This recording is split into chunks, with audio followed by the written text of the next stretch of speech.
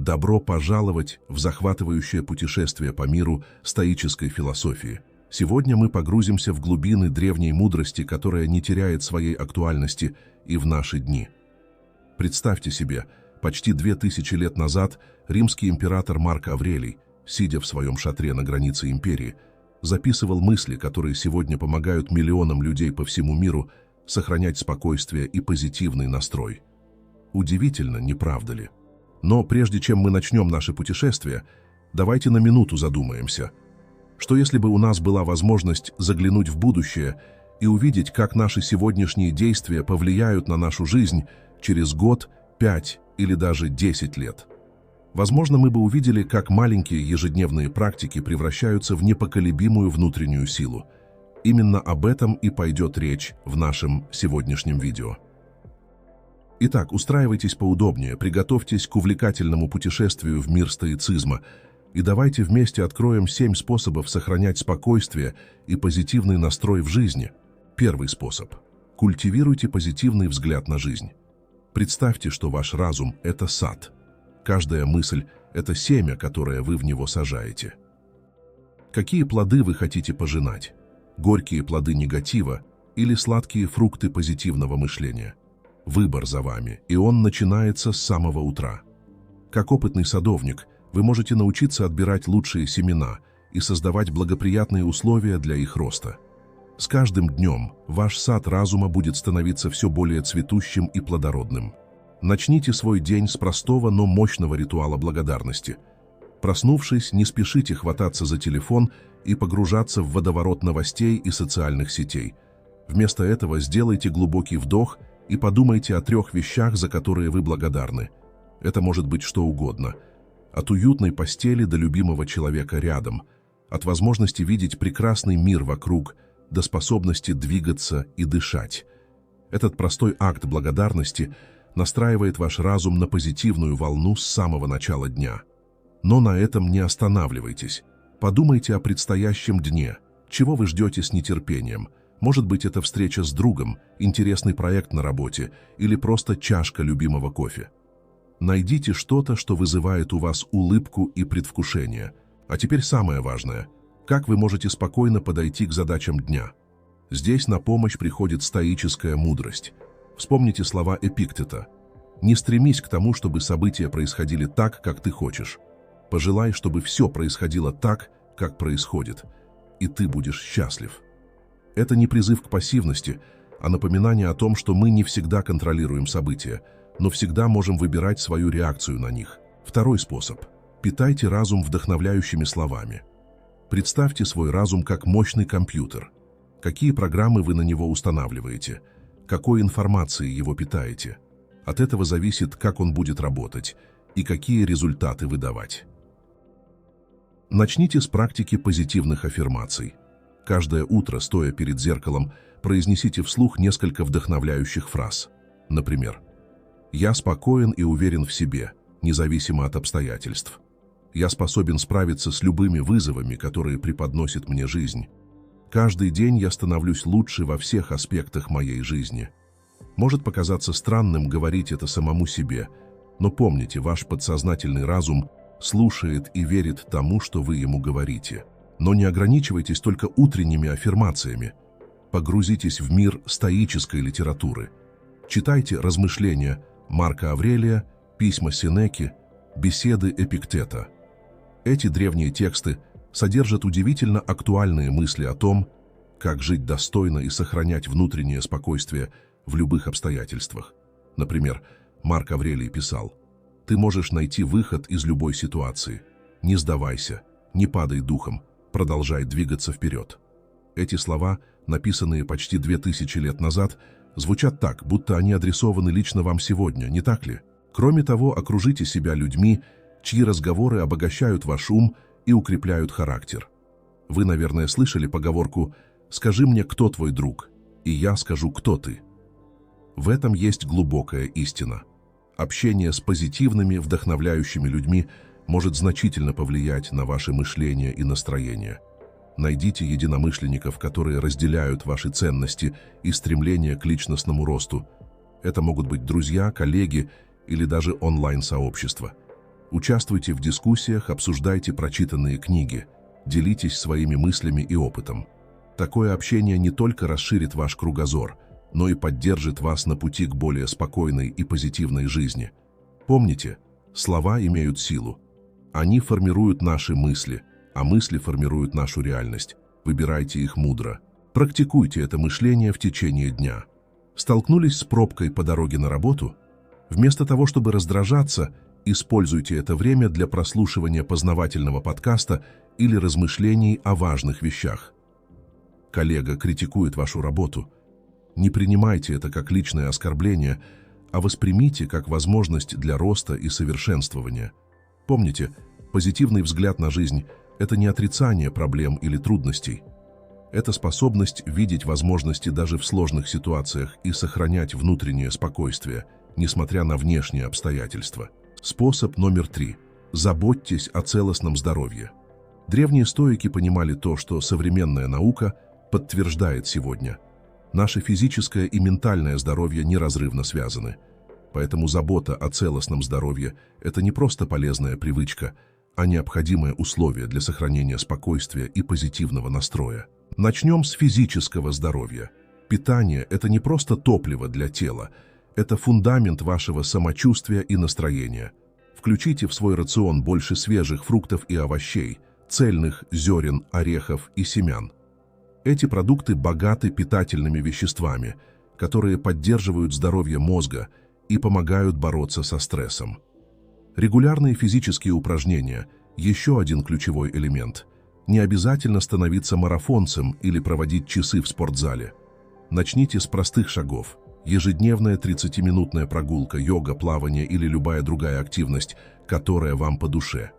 Физические упражнения не только укрепляют тело, но и стимулируют выработку эндорфинов, гормонов счастья, которые помогают бороться со стрессом и улучшают настроение.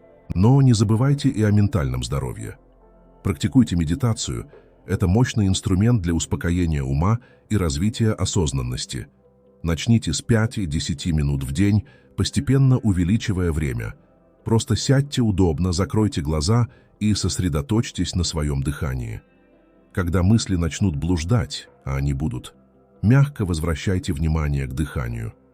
Другой полезный инструмент – ведение дневника.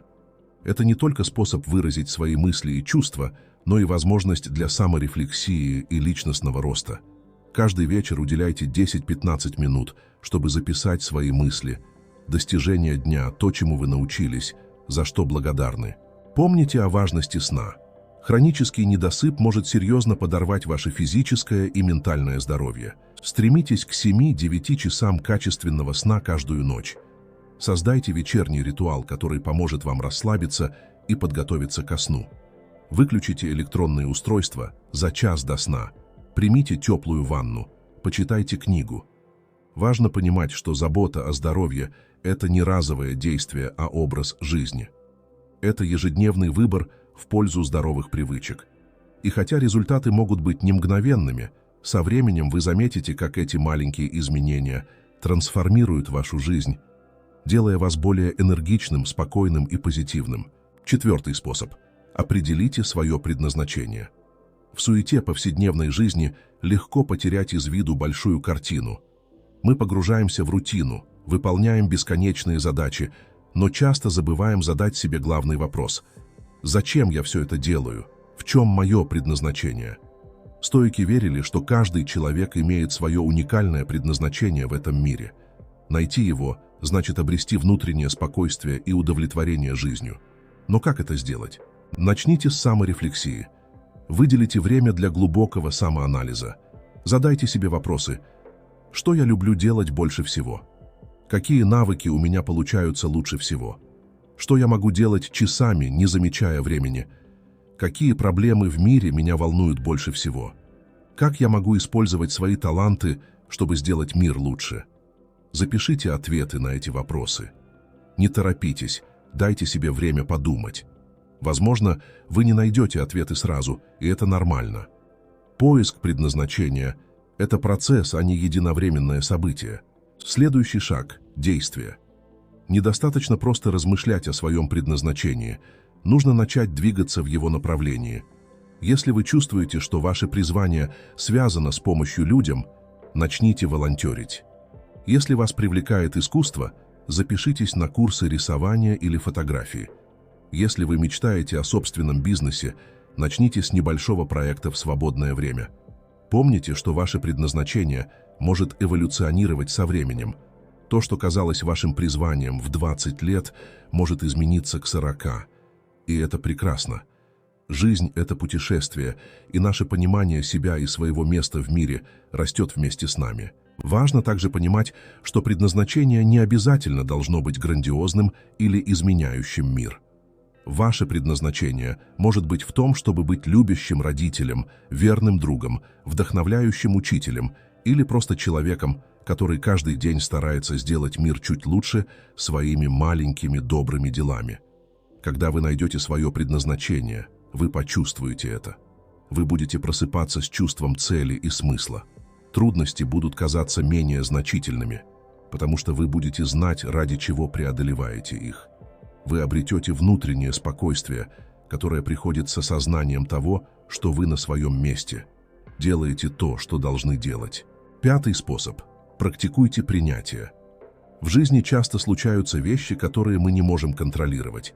Погода, действия других людей, глобальные события – все это находится вне нашей власти. И часто именно попытки контролировать неконтролируемое приводят к стрессу, тревоге и потере внутреннего спокойствия. Стоики понимали это и учили важности принятия. Эпиктет говорил: «Не пытайся сделать так, чтобы все, что случается, случалось так, как ты хочешь. Хотеть нужно, чтобы все, что случается, случалось так, как оно случается, и ты будешь счастлив». Это не призыв к пассивности или безразличию. Это приглашение к мудрому развлечению того, что в нашей власти, а что нет. Практика принятия начинается с осознания. Когда вы сталкиваетесь с ситуацией, которая вызывает у вас стресс или негативные эмоции, сделайте паузу. Спросите себя: могу ли я изменить эту ситуацию? Если ответ «да», сосредоточьтесь на действиях, которые вы можете предпринять. Если ответ «нет», практикуйте принятие. Принятие не означает, что вам должно нравиться то, что происходит. Это означает, что вы перестаете бороться с реальностью и тратить энергию на сожаление о том, что должно было быть по-другому. Вместо этого вы принимаете ситуацию такой, какая она есть, и ищете способы адаптироваться и двигаться вперед. Например, если вы застряли в пробке и опаздываете на важную встречу, вместо того, чтобы злиться и нервничать, примите ситуацию. Вы не можете изменить движение на дороге, но вы можете выбрать, как реагировать. Может быть, это возможность сделать важный звонок или послушать аудиокнигу. Или просто время для глубокого дыхания и медитации. Практика принятия особенно важна, когда дело касается прошлого. Многие люди тратят огромное количество энергии на сожаление о прошлых решениях или событиях. Но прошлое нельзя изменить. Принятие прошлого освобождает вас от этого бремени и позволяет сосредоточиться на настоящем и будущем. Помните, что принятие – это навык, который требует практики. Начните с малого. Практикуйте принятие в повседневных ситуациях. Пробки, плохая погода, очереди в магазине. Постепенно вы заметите, как этот навык переносится на более крупные жизненные вызовы. Принятие – это ключ к внутреннему спокойствию. Оно освобождает вас от бесполезной борьбы и позволяет направить вашу энергию на то, что действительно важно и находится в вашей власти. Способ номер 6. Культивируйте добродетели. Стоики верили, что путь к счастью и внутреннему спокойствию лежит через культивирование добродетелей. Они выделяли 4 основные добродетели – мудрость, справедливость, мужество и умеренность. Эти качества, по их мнению, формируют характер человека и определяют его способность справляться с жизненными вызовами. Начнем с мудрости. Мудрость в стоическом понимании – это не просто накопление знаний, а способность применять эти знания в жизни, принимать взвешенные решения и различать истинно важное от приходящего. Развивайте мудрость через постоянное обучение, размышления и самоанализ. Задавайте себе вопросы: чему меня учит эта ситуация? Как я могу использовать этот опыт для личностного роста?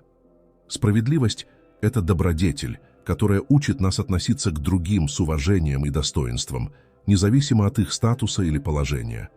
Практикуйте справедливость в повседневной жизни. Будьте честны в своих делах. Относитесь к людям так, как хотели бы, чтобы относились к вам.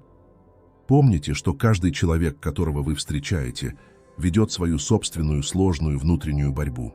Мужество в стоической философии – это не отсутствие страха, а способность действовать, несмотря на страх. Это готовность отстаивать свои принципы, говорить правду, даже когда это непопулярно, и брать на себя ответственность за свои действия. Развивайте мужество, постепенно выходя из зоны комфорта, принимая вызовы и не отступая перед трудностями. Умеренность – это способность контролировать свои желания и импульсы. Это не означает полный отказ от удовольствий, но предполагает нахождение баланса и избегание крайностей. Практикуйте умеренность в еде, работе и отдыхе. Учитесь находить радость в простых вещах и не зависеть от внешних источников удовольствия. Культивирование этих добродетелей – это не разовое действие, а постоянный процесс. Каждый день предоставляет нам возможности для их практики. Столкнувшись с трудной ситуацией, спросите себя, как бы поступил мудрый человек в этой ситуации? Как я могу проявить справедливость? Где я могу проявить мужество? Как я могу практиковать умеренность? Помните, что совершенство достичь невозможно, и это нормально. Важен сам процесс стремления к добродетелям. С каждым днем, с каждым решением вы становитесь чуть лучше, чуть сильнее, чуть мудрее. По мере того, как вы будете развивать эти качества, вы заметите, как они становятся вашим внутренним компасом, помогающим пройти через бурные воды жизни. Вы обнаружите, что ваши реакции на события становятся более взвешенными, а внутреннее спокойствие – более устойчивым. 7-й способ – живите в настоящем моменте. В нашем быстром мире легко потеряться в мыслях о прошлом или беспокойствах о будущем. Мы часто проводим больше времени, живя в своих головах, чем в реальном мире вокруг нас. Стоики понимали важность жизни в настоящем моменте и практиковали то, что мы сегодня называем осознанностью. Марк Аврелий писал: «Совершенство характера – это проживать каждый день так, как если бы он был последним. Это не призыв к безрассудству, а напоминание ценить каждый момент и жить полной жизнью здесь и сейчас». Практика осознанности начинается с простого осознания своего дыхания. Несколько раз в день делайте паузу и просто обращайте внимание на свое дыхание. Чувствуйте, как воздух входит и выходит из вашего тела. Это простое действие может мгновенно вернуть вас в настоящий момент. Расширьте эту практику на повседневные действия. Когда вы едите, полностью сосредоточьтесь на еде, ее вкусе, текстуре, аромате. Когда гуляете, обращайте внимание на окружающий мир, звуки, цвета, запахи. Когда разговариваете с кем-то, действительно слушайте, вместо того, чтобы думать о том, что сказать дальше. Практика осознанности также включает в себя наблюдение за своими мыслями без осуждения. Когда вы замечаете, что ваш ум блуждает в прошлом или будущем, мягко возвращайте его в настоящее. Не ругайте себя за отвлечение, это нормальная работа ума. Просто снова и снова возвращайтесь к текущему моменту. Жизнь в настоящем моменте не означает, что вы не должны планировать будущее или учиться на прошлом. Это означает, что вы не позволяете мыслям о прошлом или будущем доминировать над вашим опытом настоящего. Практикуя осознанность, вы обнаружите, что многие ваши стрессы и тревоги исчезают. Большинство наших негативных эмоций связаны с сожалениями о прошлом или беспокойством о будущем. В настоящем моменте, как правило, все в порядке. Помните, что жизнь происходит только в настоящем. Прошлое уже ушло, будущее еще не наступило. Все, что у нас есть, это здесь и сейчас. Научившись полностью присутствовать в каждом моменте, вы откроете для себя глубокий источник внутреннего спокойствия и удовлетворения. Итак, мы с вами прошли через 7 ключевых стратегий, вдохновленных стоицизмом, которые помогут вам сохранять спокойствие и позитивный настрой в жизни. Помните, что путь к спокойствию и позитиву – это ежедневная практика. Не ожидайте мгновенных результатов. Будьте терпеливы к себе и последовательны в своих усилиях. Каждый день – это новая возможность для роста и совершенствования. Интегрируя эти стоические принципы в свою жизнь, вы сможете не просто справляться с вызовами, но и превращать их в возможности для личностного роста. Вы обнаружите, что ваша внутренняя сила и спокойствие растут, а ваш взгляд на жизнь становится все более позитивным. Как говорил великий Марк Аврелий, «Ты имеешь власть над своим умом, не над внешними событиями. Осознай это, и ты обретешь силу». Эта древняя мудрость актуальна сегодня как никогда. Так давайте же вместе отправимся в это вдохновляющее путешествие к более уравновешенной и позитивной жизни, руководствуясь вневременной мудростью стоицизма. Каждый день – это новая возможность практиковать эти принципы, расти и становиться лучшей версией себя. И помните, спокойствие и позитив – это не конечная цель, а путь. Наслаждайтесь каждым шагом этого пути, цените каждый момент, и вы обнаружите, что сама жизнь становится более богатой, глубокой и удовлетворяющей. Пусть эти стоические принципы станут вашим компасом в бурном море жизни, помогая вам сохранять внутреннее равновесие и оптимизм, что бы ни происходило вокруг. Ведь в конце концов, как говорил Эпиктет, счастье и свобода начинаются с ясного понимания одного принципа. Некоторые вещи находятся в нашей власти, а некоторые нет. Так давайте же фокусироваться на том, что в нашей власти, и с спокойствием и мудростью принимать то, что нет. В этом и заключается истинное искусство жизни.